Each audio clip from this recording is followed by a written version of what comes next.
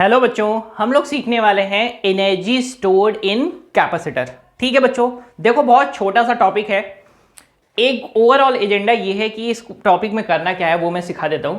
आपको सिर्फ और सिर्फ एक प्लेट से चार्ज ले जाना है, किसकी तरफ? दूसरी प्लेट पर। अब ले कैसे जाना है? Against the electric field. अब ले जाएंगे तो हमको क्या करना पड़ेगा? काम करना पड़ेगा। किसके अगेंस्ट काम करना पड़ेगा? एक्सटर्नल इलेक्ट्रिक फील्ड, यानी जो फील्ड सेटअप है ना, उसके अगेंस्ट मुझे काम करना पड़ेगा। अगर मैं उसी काम को निकाल लूं, क्योंकि यही काम किस फॉर्म में स्टोर होता है? एनर्जी के फॉर्म में स्टोर होता है, जिसको ही हम लोग बोलते हैं इलेक्ट्रोस्टैटिक एनर्जी ऑफ कैपेसिटर। ठीक बात है, गड़बड़ नहीं करेंगे। चलो देखते हैं। सपोज करो कि मेरे पास दो प्लेट है, ये रही एक पॉजिटिव प्लेट और ये निगेटिव प्लेट। ये पॉजिटिव प्लेट है और ये निगेटिव प्लेट है, तो पॉजिटिव को पॉजिटिव में बना देता हूं, निगेटिव को निगेटिव बना देता हूं। आपको करना क्या है? फील्ड अगर मैं रिप्रेजेंट कर दूं तो फील्ड का डायरेक्शन ये रहा। हमें क्या करना है? चार्ज लेकर जाना है यहां से इधर की तरफ। और मैं सपोज करता हूं ना, इनिशियली मैं चार्ज यहां से लेकर जा रहा हूं। कितना चार्ज लेकर जा रहा हूं? डी क्यू अमाउंट, यानी small amount of charge D Q में लेकर जा रहा हूं। किसकी तरफ ले जा रहा हूं? प्लेट 1 की तरफ। ठीक, तो मैं क्या करूंगा? अगेंस्ट द फील्ड काम करूंगा। तो उसी को मैं निकालने वाला हूं। कैसे निकालेंगे? आपको अच्छे से पता है कि पोटेंशियल को हम लोगों ने रिप्रेजेंट किया था कैसे? That is potential equal to work done upon charge. यानी अगर चार्ज को ले जाने में जितना भी मिनिमम से मिनिमम काम करेगी, यानी यूनिट पॉजिटिव चार्ज को अगर मैं जितना भी ले जाने में काम करूंगा, वही किस फॉर्म में होगा? पोटेंशियल के फॉर्म में। तो अगर मैं यहां से रिप्रेजेंट करूं आपसे कि मैं कितना चार्ज लेकर जा रहा हूं, छोटू सा चार्ज, तो मुझे काम कितना करना पड़ेगा? छोटू सा काम करना पड़ेगा।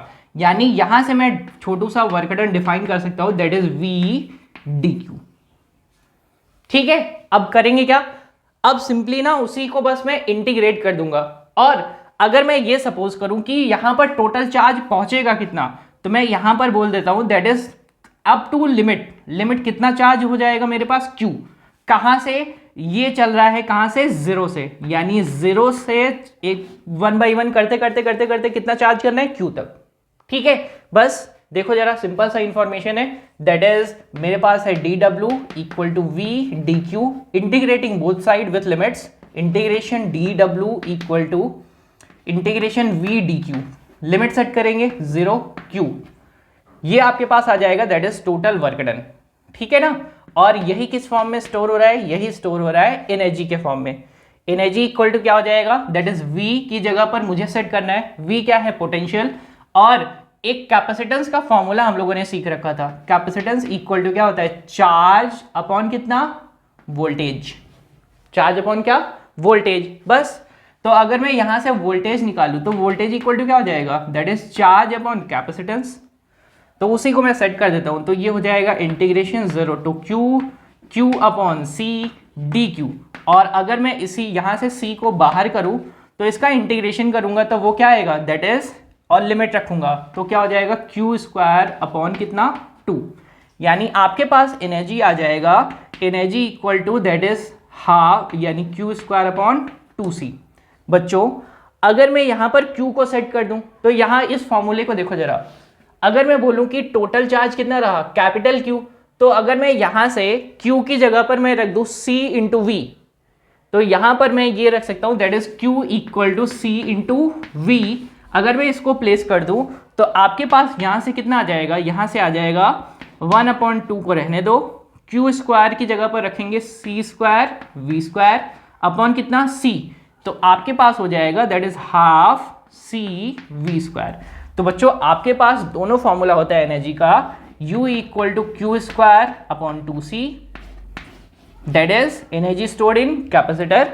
और एनर्जी स्टोर्ड इन कैपेसिटर और क्या लिख सकते हैं हम लोग? हाफ C V का स्क्वायर।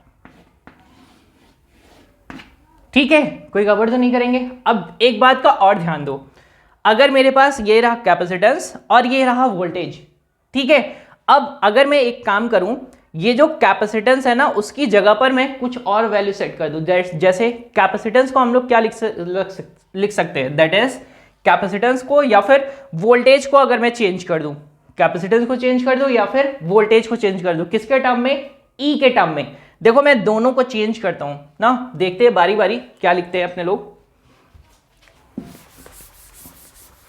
कि कोई और नया फॉर्मूला बना सकते हैं क्या। देखो तो आपके पास ये जो सी वी स्क्वायर है, मैं इसको यहां पर लिख रहा हूं, that is half C V का स्क्वायर, ठीक है। और अगर मैं यहां पर एक काम ये कर दूं, दैट इज यहां पर एक काम ये कर दूं कि v की जगह पर मैं लिख दूं v इक्वल टू क्या, that is E dot D, क्या कर दूं, ई डॉट डी। तो वी स्क्वायर इक्वल टू क्या हो जाएगा, दैट इज हो जाएगा, that is E square into क्या, डी स्क्वायर, ठीक है। और ये तो बात हो गई वी स्क्वायर की। अगर मैं इसी तरीके से सेम कैपेसिटेंस की जगह पर रख दूं, कैपेसिटेंस इक्वल टू क्या होता, epsilon naught a upon D.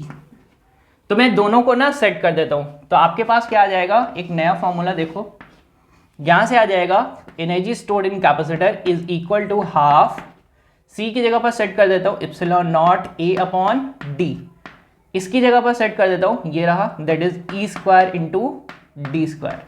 तो एक डी से डी कट जाएगा, अब यहां पर क्या बचेगा, यूसी इक्वल टू, यानी एनर्जी स्टोर्ड इन कैपेसिटर।